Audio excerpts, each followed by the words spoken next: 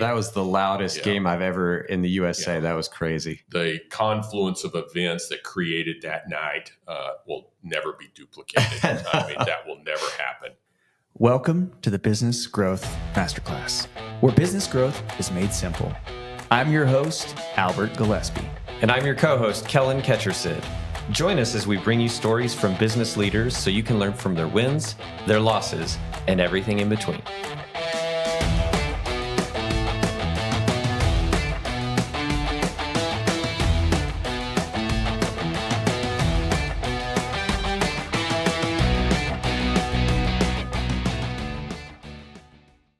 Today's guest is the founder and partner at Masked Rider Capital and member of the Texas Tech University System Board of Regents. Welcome to the podcast, Mr. Dusty Womble. Thanks, guys. It's a pleasure to be here. Thank you. We've been looking forward to this one. We've been excited about this one, talking about it, and tongue in cheek, giving you a hard time of being a recognizable name in Lubbock, Texas, and really, known for taking care of people and being a good giver to Texas Tech athletics. But kind of kick things off, I'd love to know what's something that not many people know about you.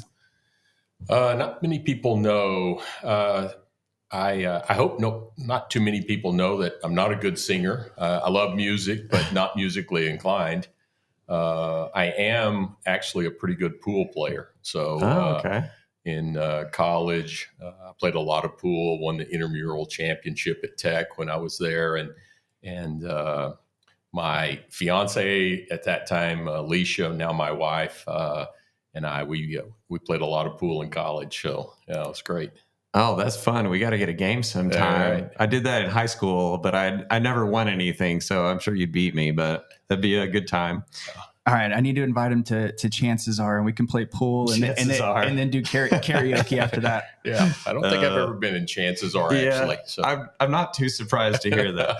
Well, all of our listeners, of course, are very excited to hear about how you got your start and kind of your origin story. So I was wondering if you just would share a little bit about that for us. Yeah, happy to. I grew up in Amarillo, came to school here at Tech. Got involved in a management information system degree, which was really young at that time. This predates PCs. So, I mean, part of my education, we were doing punch cards. So that tells you how far back it was. And decided to start a business. We called it Encode, Incode. And I'd sort of gotten that name a little bit from Eli Lilly had a product called Elanco, which really stood for Eli Lilly and Company. They took the first two letters. And so Encode used the same kind of methodology, and it stood for Interactive Computer Designs. And started that. Alicia and I sort of designed the logo on a napkin and found a little office and started that my junior year at Tech. Wow. So very early. Yeah, couldn't, didn't really have a job offer that really appealed to me. Had some job offers coming out of school, but I thought if there was ever an opportunity to start a company and take a risk and do it was when I didn't have a job. And so we decided to, give it a go. And for the first probably 10 years, it was sort of a lifestyle business.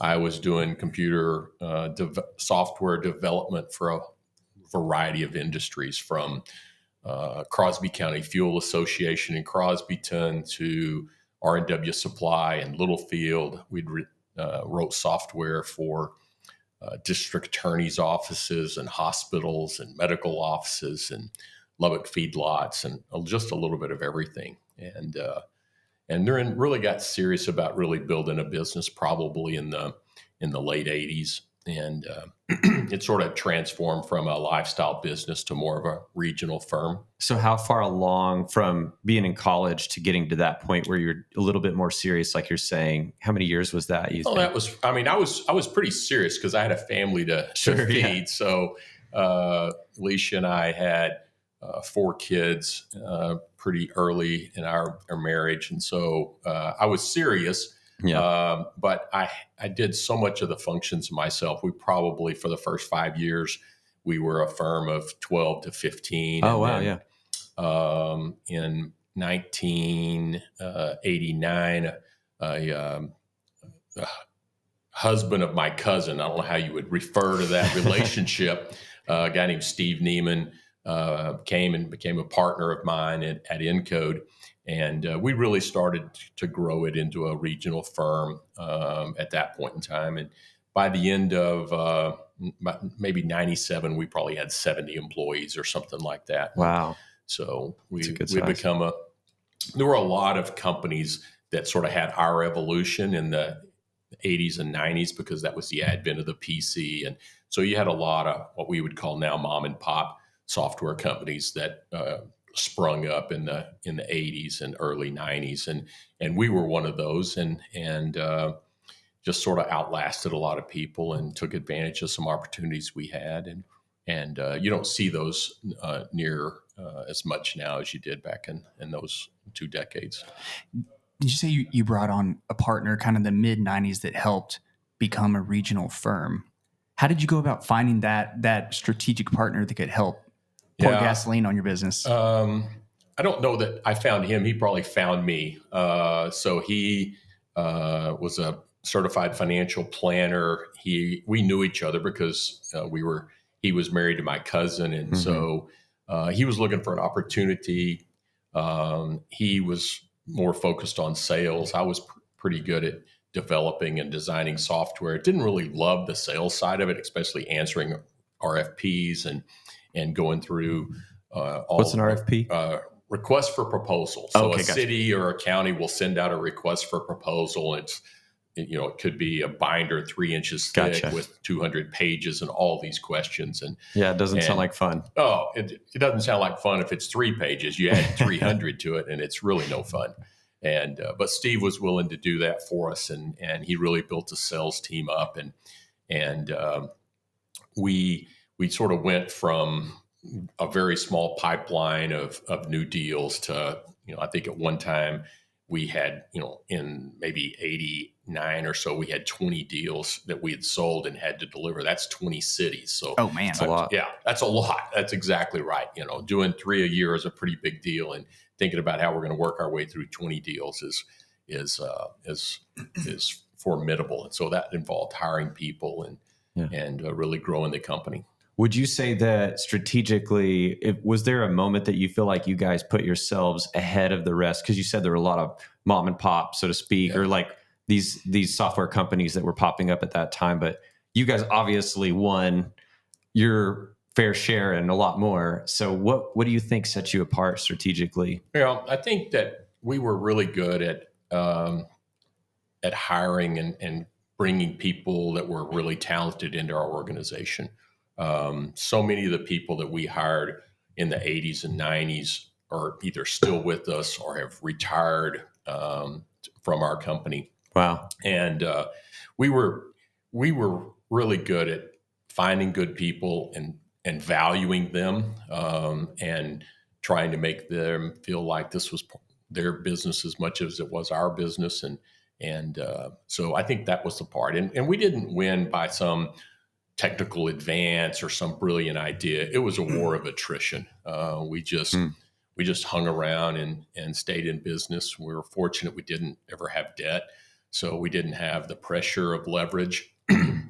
I can't say that about all the businesses I've been involved with, but that business really never had debt on it, and that gave us a lot of freedom to do things without outside influence or pressure. It's nice when you can do it that way. It doesn't always work out, but it is nice. I've done a lot of other businesses and it'd be impossible to do without leverage, but that one was one we did that way. Very cool. Okay, so late 90s, we're up to 70 employees. What's next? We get approached by a couple other firms in Dallas about merging into a public shell, really. It was a company called Tyler. It's traded on the New York Stock Exchange under TYL. They were really built, their name came from Tyler Pipe. So they had been a big conglomerate in the 80s and 90s. and had been at maybe a Fortune 500 company or maybe a Fortune 2000 company at one time, and conglomerates fell out of favor on Wall Street. They started selling off their assets, and they were really just a shell of a company. And we merged three of companies, my company and two companies out of Dallas, into this public shell, Tyler. It had already been on the New York Stock Exchange probably 30 years at that time.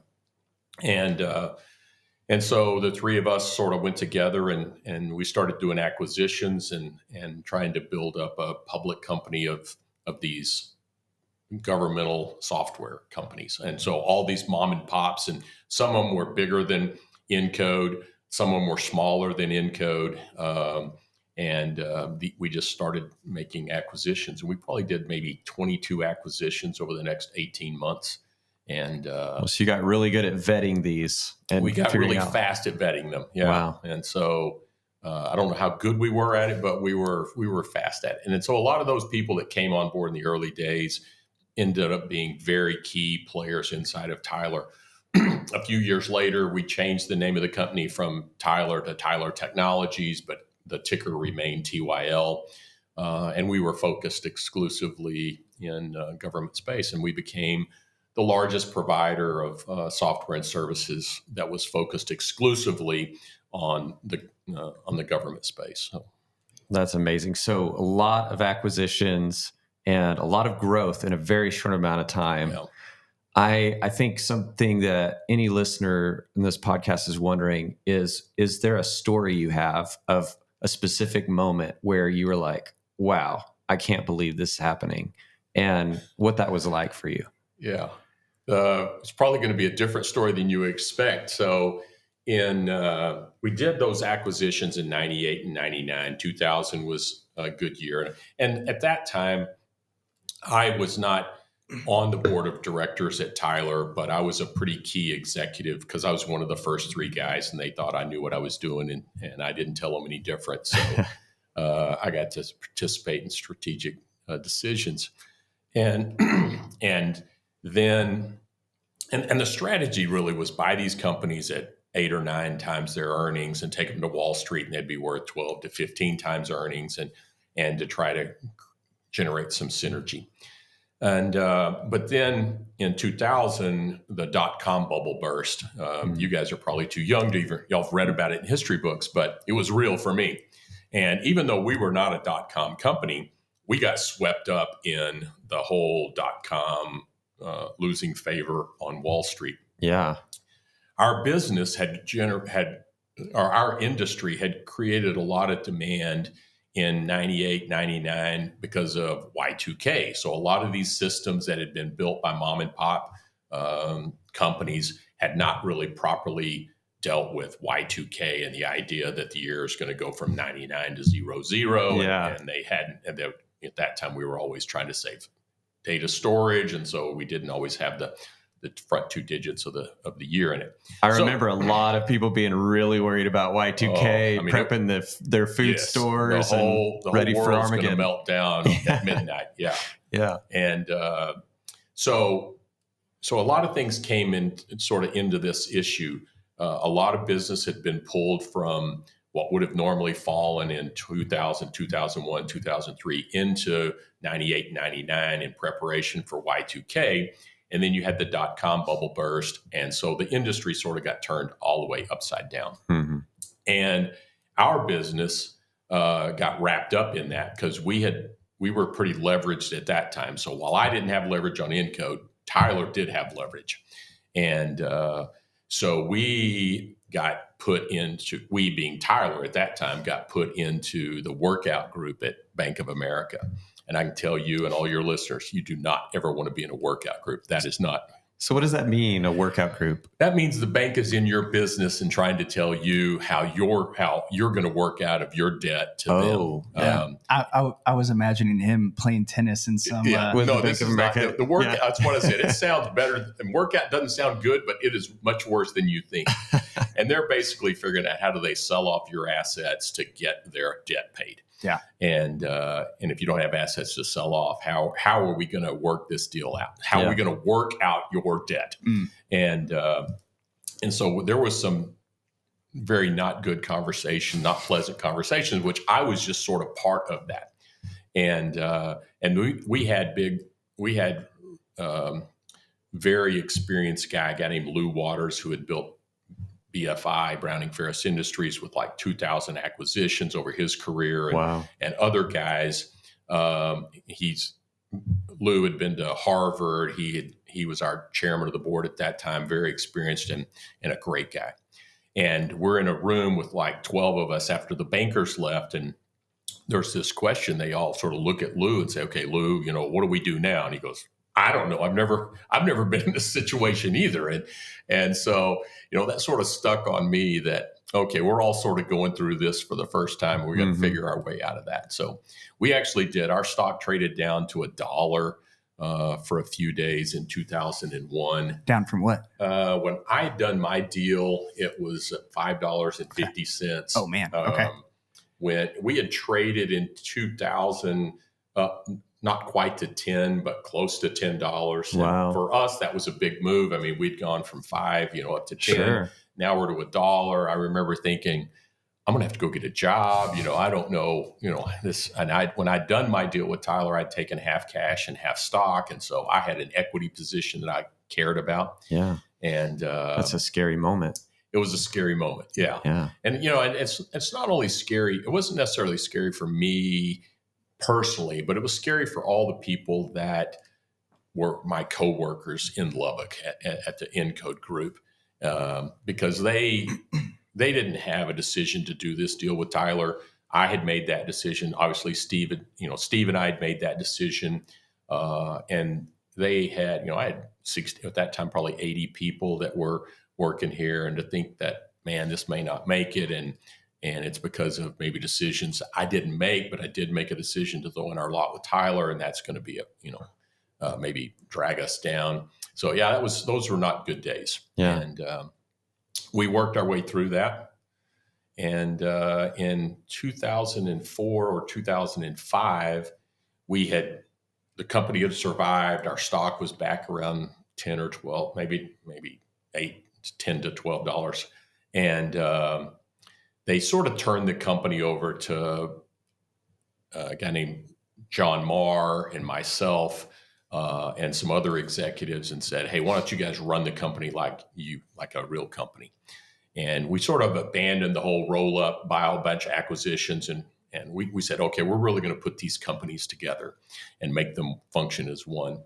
And we started doing that over quarter after quarter, year after year. And if you look at the trajectory of our stock, I mean, it looks like it's flatline till maybe 2011. Okay. I think in 2011, I think we were trading at $16 a share. So this is 15 years after I'd done my deal, into 5 to 1 to 10, 12, 16. So it was not a rocket ship. This is not like Facebook or,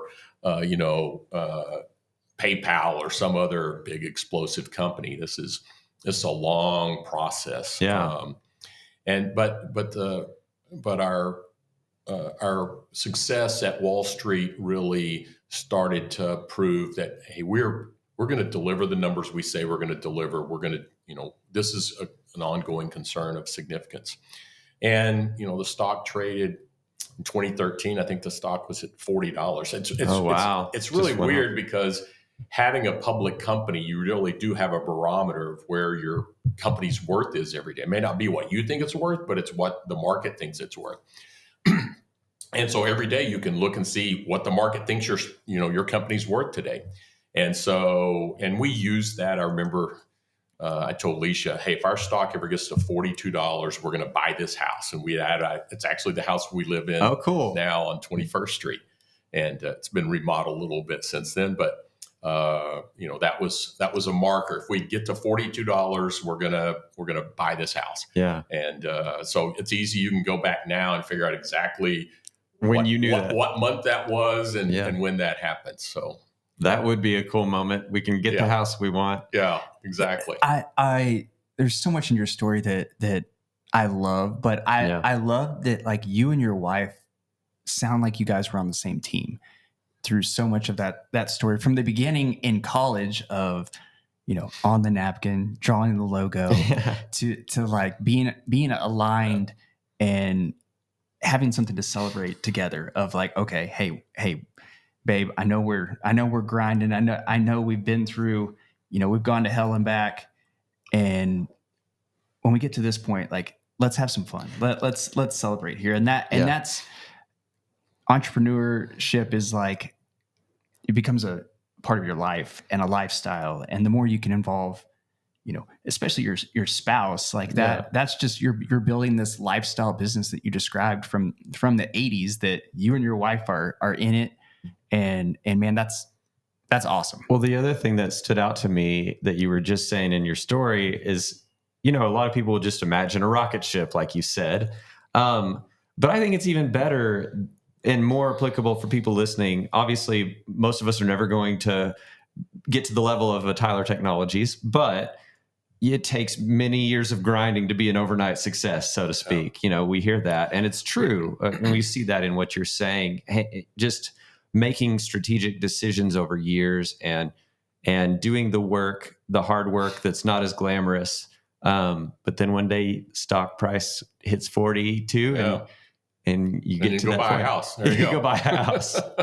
That's pretty cool. Alicia was very, was instrumental in our success in that she understood that there were going to be sacrifices, a lot of travel, a lot of late nights, and a lot of maybe financial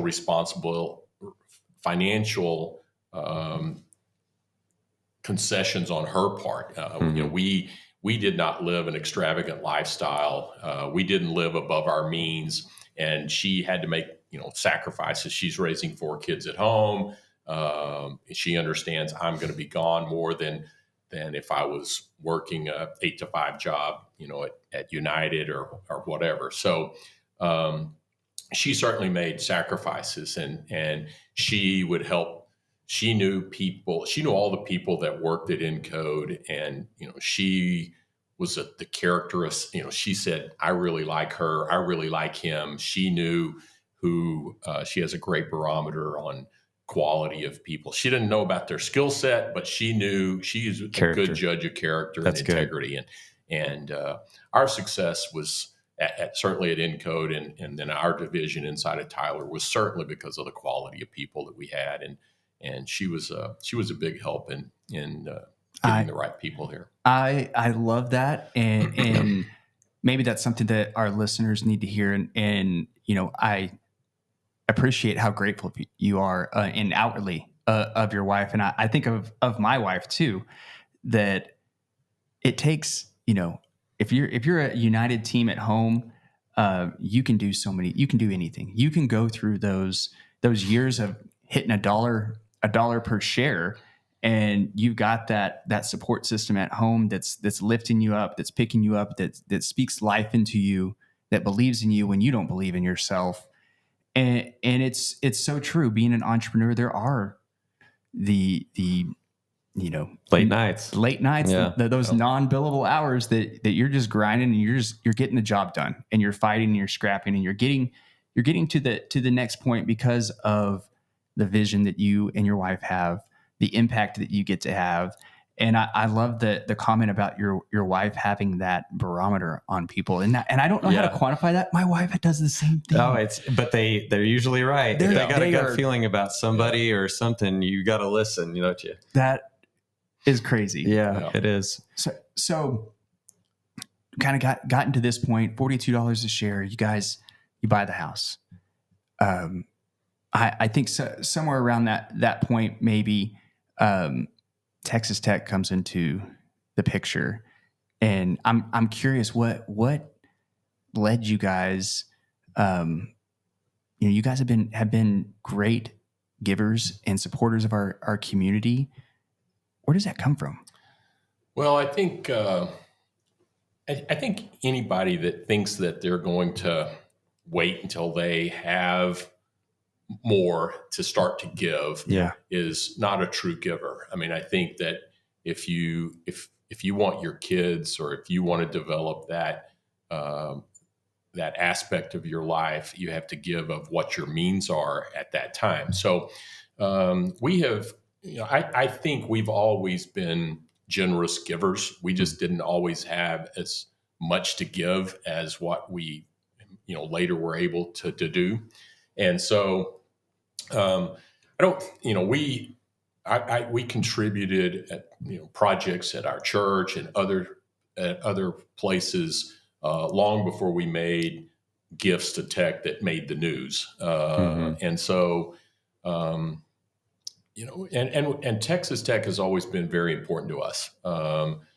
We met at Texas Tech. She was a freshman at Tech. We were both freshmen at Tech when we met on a blind date, and I had been involved or a big fan of Texas Tech athletics even before I came to school here. My dad came to school here, and so we came to a lot of Tech games before I ever started attending, and been very involved in football and basketball, but really didn't have the financial means to make much of, I was a member of the Red Raider Club and the Alumni Association, things like that. But it was probably, and really and truly, it was probably another 5 years after 2013 that I really had the means to try to make a significant donation that would move the needle. So, well, you say significant. You're being very modest. The athletic complex over there is world class, and I think it's been instrumental in making Texas Tech athletics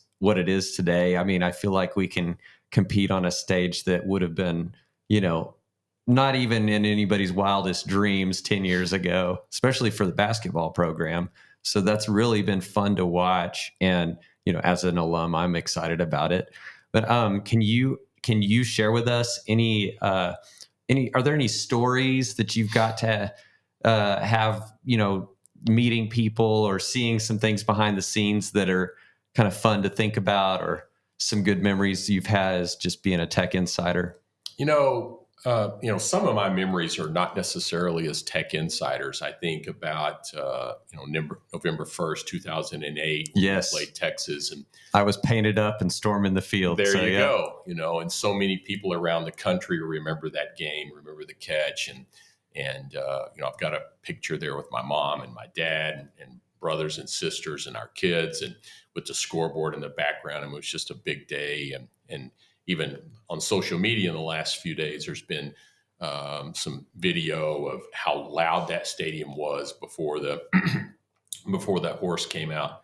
And, so that was in 2008. I wasn't really an insider or really a part of the athletic program at that time. And then have been involved in a lot of the other, memorable events. February 1st, I think, when Chris Beard came back from UT in that game in the USA. Yeah, that was the loudest game I've ever in the USA. That was crazy. The confluence of events that created that night will never be duplicated. I mean, that will never happen. 2 top 20 teams and the whole drama of that whole thing. Beard being kind of the traitor to the hated school that we don't even play anymore. You just can't. I mean, it's a novel kind of story to put that together, and that whole night, and actually there was a lot of pressure on our team that night, just because to have that crowd, to be favored in that game, to have all that energy in the building, and if you don't pull it off and win, it's really. Would be really devastating, and for those guys to deal with all that and win, that was a significant night. But most of my memories about being, if you want to say on the inside or around the program, behind the scenes, it's just a player interaction, how well those kids get along with each other and the coaches, and how they learn to be. Not be entitled to really function as real students, and the sacrifice for the team. See kids that like Hawkins last year. Yes, he really sacrificed so much of his game for the betterment of the team. And if you look at where we were early in the year till we got to conference, and Elijah decided. Or Grant finally convinced Elijah to decide that, hey, I'm going to have to do things differently if we're going to be successful. And then Elijah became maybe one of our most valuable players on that team. Yes. Not by doing more, but by doing maybe to some extent doing less or doing different than what his skill set really provided. And I think athletics, the reason I think this is relevant for a podcast like ours, so much of what we see in sports translates into every area of life. Being a team player, being somebody who's willing to sacrifice for the greater good, and what does that look like in a business context? Is the putting in the hours, the late nights, like we were already talking about. But I think it's cool that you get a window into and maybe a little bit more insight into how the dynamic plays out, specifically at Texas Tech. And it's just fun to hear from somebody who's been able to be a fly on the wall and watch some of these great coaches and players behind the scenes. Yeah, I remember the locker room in Minneapolis after we lost the national championship game. Oh. So that was a week after we had won the regional in Anaheim. We beat Gonzaga, which I think was the best team in the country that year. Yeah. And sorry, that's right. And we'd played great, and we'd played better than they did. And just the euphoria of those kids knowing they're going to the Final Four. Basketball is a little unique in that getting to the Final Four is its own reward. A little bit like maybe going to the College World Series is for baseball, but making a Final Four is something, a significant feat. And the euphoria of that, and then 9 or 10 days later on that Monday night in Minneapolis, and seeing how those guys were just gutted. Had the game, had a lead with 12 seconds to go, and then get to overtime and have a chance there, and just to see it slip away was just was certainly left an indelible mark on me, and so many great kids in that locker room. Yeah. I'll never forget driving home. We went all the way across the country in our minivan with our 3 kids, and Catherine, my wife, reading the article in the news the next day, and her just sobbing when she got to the part about Matt Mooney and the guys that we just loved on that team. They were just such an incredible group. Yeah, they were. I love so much of this story is this community and the people of West Texas. Yeah, and that's the secret sauce in Lubbock are these people, and you care, and getting to hear more of your story, and even talking about giving. I think it's a Dave Ramsey quote. Money is an amplifier of who you are. Yeah. If you are a giver when you have little, you are a philanthropist whenever you have a lot. Yeah. If you're a jerk when you have little, you're a super jerk when you have a lot. And so that speaks to your character and the family that you've raised and made a part of this. And my family has been privileged to know multiple members of your family and think the world of them. But then just the history you have with Texas Tech.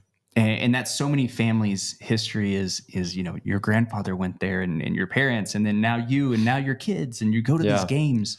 And so much of what we have as a community is these shared experiences going to these games. Right. Everybody remembers where they were at in the 2008 game or when the Final Four was going on. And that really draws us all together. Athletics does so much for our community and the university. Just what you've done and the part you've played in that. I know that our community, we know people know your name because of what you've done there. But like Albert's saying, I think it's cool that you've already taught us a lesson on this podcast that doesn't start when you've got your business to that point. It starts early on, just giving of your means and what you have, and building your family and your community to the level that you have capability. So, yeah, and that Lubbock having that culture. Yeah. Lubbock having that, big small town culture where the business community is a tight knit community of when one of us suffers, we all suffer, and we lift each other up. Yeah. And that's exemplified in sports as well. So we left off in your story of the $42 a share. You buy the house. What's next after that? How does it? They're probably the next 5 years or so. So I worked 2 more years after that. So, I retired in 2016, but remained on the board of regents, and not the board of regents, the board of directors for Tyler. Got my boards mistaken there. And so I'd been on the board since I think 2005 and served almost 20 years to 2014. And but I was still pretty involved because even though I had left the day-to-day operations, I still was really close to all the guys on the board and a lot of other guys in the company. And so I got a lot of phone calls and emails about, hey, what do you think about this? What do you think about that? The board, there was 3 of us on the board that had been involved in the day-to-day operations at Tyler. And so they really looked to us for a lot of direction on board level decisions at Tyler. But Tyler just continued to perform year after year, and I don't know exactly, where those numbers were, but I think when I left, maybe the Tyler stock was close to 400. Wow. Earlier this year, it's traded at 630 or 620, and so it's been quite a ride. Wow. So we went from. In 2001, our market cap was probably 150 million, way too small to be a publicly traded company. And, this year it was probably 27 billion or something like that. So a lot of people, a lot of good people, a lot of good acquisitions, a lot of persistence. I would say, if anything, if there's one adjective for Tyler that really is why we have the success we have, it's just one adjective would probably be persistence. And part of it is the industry we're in. We're in local and state and local government. That is not the bleeding edge of technology, and so it's sometimes it's a real frustrating process. You may be involved in a bid process that takes 18 months, and it might take 4 years to really get it to the process that it goes out to the bid. Wow! So you have to be willing. It's a long sales cycle, and then if you get these clients and you take care of them, they'll be there for decades. And so it's a long, grinded out business, and a lot of people do not have the stamina or the patience to really be successful in this segment. And now Tyler has certainly cemented their place in that marketplace. It's difficult for somebody to come in and compete with us. Yeah. Okay, so you retire in 2016, mm-hmm. And then what? Then I've been told, man, when you retire, you can't get, you don't want to just not do anything. Right. And so I probably did too much, really. I got involved in several businesses, some of which are local businesses that I made investments in and got involved in. I'm on the board of a company called Service Compression that does compression rental space in the oil and gas industry, and other businesses. Dan Pope and Brett McDowell had come and talked to myself and Jeff Horn about maybe being a part of Victory Bank. This has probably been 5 years ago, maybe 4 or 5 years ago. And we had a series of meetings, and I was like, yeah, that'd be great. We can do this. And oh, no, the regulators won't let you do this. Okay, well, we could do this. No, the regulators won't let you do this. And I remember calling Jeff, or actually pulled him aside after one of our meetings, and I said, hey, this is going to drive me crazy. I said, let's just go do our own deal.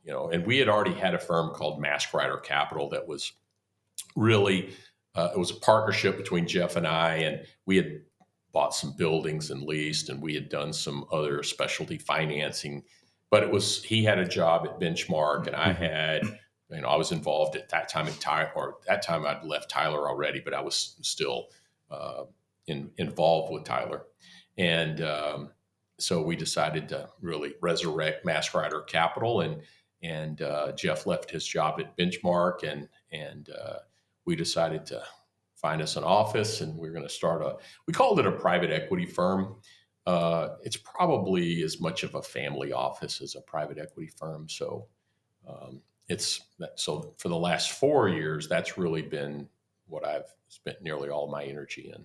So, That's great. So, and you guys have a good team over there at Master Rider, from what great I team. understand. Yeah. So, would you mind sharing for the people listening how you think about, you've already done a little bit of this, but how do you go about building a great team? What's your strategy for finding talent and the right people?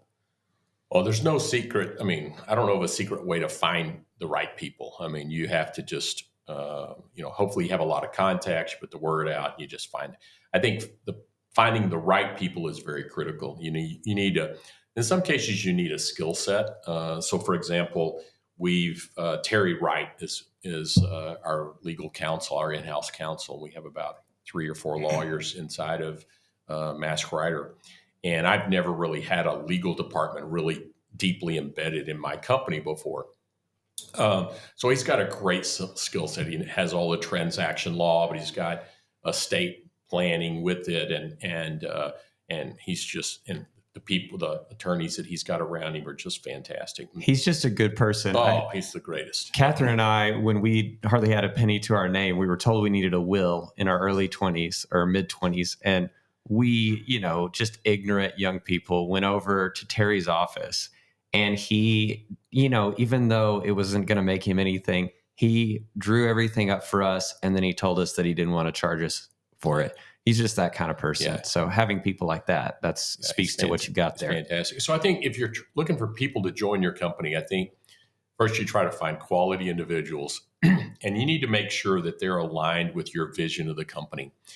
If they think this is something we're going to do for 3 years and then sell it and monetize it, and that's not what you're wanting to do, you're wanting to have a long-term vision of it, or if they're expecting that, that we're not going to borrow money and we're going to take this, we're just going to operate it out of cash flow, and you're expecting that, hey, we're going to leverage this, we're going to push really hard. Again, those two are not going to line up. So I think the people that you have, certainly all the decision makers that you have that you bring on board, they need to be aligned with your vision of the company. I think it's fine to have people with opposing viewpoints, but I think everybody needs to understand your vision of what you're trying to do and can get behind that. Our president and COO is Brooke Hopgood. She's my daughter, and she's got a different. She doesn't like debt. She's very process oriented. Jeff and I are much more seat of the pants. We like this deal. Let's go. And she's like, oh no, we're going to analyze this one. We're going to figure out exactly how this is going to work or not work. And so her skill set and her demeanor is exactly what Jeff and I need to balance us out. So I don't think everybody needs to be singing from the same hymnal, but they need to all be in the same hymnal, right? Maybe not on the same page. That's exactly right. And so, and really, all the companies I've been involved with, it's all the people. It is not the technology. It's not the business idea. It's all the people. If you get the right people on your board or on board with what you're trying to do, you can be successful in any business. You look at what Carpet Tech's done, cleaning carpets. Yeah. It's about getting the right people. You can be successful in any business if you have the right people and a vision for how to make it successful. So have a vision, articulate it, make sure that people are aligned with it. That doesn't mean yes men. That means that we're working together. We've got complementary pieces of this group, and you got your Elijah Hawkins over here, and you got your different parts that are all making sense in the business. I love that. I'm curious, what are you most excited about for the future? Well, I'm excited about what Mask Rider has going. We've got a great group of people over there. We spent about 2.5 years building a 7 Brew business there. We got into a franchise with 7 Brew, and So these are all the coffee places people see. Places, yep. That's right. So we've opened 50 of them. Wow, which is if you go look and see what it takes to open one of them, which we opened our first one down on University. I was pretty involved with that. I went to the groundbreaking. I saw the building get dropped, and I knew what it was like hiring 40 people to staff that, the grand opening, and all that stuff. And then to think, okay, we're going to do that 3 times every month and open, close to 40 a year. It's just a monumental task. That's a lot. Yeah, it is a lot to do. And they're not all in Lubbock. I mean, they're in Florida and Oklahoma and New Mexico and all over West Texas. And so anyway, this 7 brew business, we got it to the point, and a company out of New York came and approached us about buying our interest there. And so we closed on that earlier in September. And so congratulations. Yeah, thanks. It's been good for our people. It's good for us, and puts a skin on the wall. And now we'll go on and do the next thing. But I think what I'm most excited about is we've got a great team, from our accounting staff to our oil and gas group that we've got, our legal team, our operational people. We've just got really talented people, and we'll have enough deals that will come through. We'll find deals that will work. And so I love getting up every morning, going to that office and being with the people that are there, which it's really a unique experience. Man, what a blessing.